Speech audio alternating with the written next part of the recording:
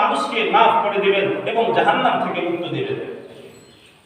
কিন্তু কিন্তু এমন কিছু ব্যক্তি আছে যাদেরকে এই শবে বরাতেও আল্লাহ সুবহানাহু ওয়া তাআলা মাফ করবেন না। এর মধ্যে এক নম্বর হলো মুশরিক, যারা আল্লাহ সুবহানাহু ওয়া তাআলার সঙ্গে শিরক করে। দুই নম্বর হলো জাদুকর, যারা জাদুবিদ্যা নিয়ে চর্চা করে। তিন নম্বর হলো যারা হিংসুক, যাদের মনে হিংসা রয়েছে, বিদ্বেষ রয়েছে। আল্লাহ সুবহানাহু ওয়া তাআলা এই শবে বরাতেও তাদেরকে মাফ করবেন না। অন্যান্য হাদিসের মধ্যে পাওয়া যায় যারা শবে বরাতে ওই সমস্ত ব্যক্তিদেরকে আল্লাহ মাফ করবেন না যাদের কাপড় পুরুষদের যে সমস্ত পুরুষদের কাপড়গুলো টাকনুর নিচে থাকে। আল্লাহ সুবহানাহু ওয়া তাআলা ওই সমস্ত ব্যক্তিদেরকে শবে বরাতেও ক্ষমা করবেন না যারা আত্মীয়তার সম্পর্ক ছিন্ন করে।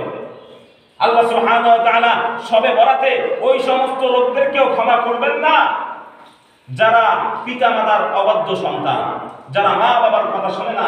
তাদেরকেও আল্লাহ সুবহানাহু ওয়া তাআলা এই বরকতময় রজনীতেও, এই মুক্তির রজনীতেও, এই ক্ষমার রজনীতেও আল্লাহ সুবহানাহু ওয়া তাআলা তাদেরকে ক্ষমা করবেন না। প্রিয়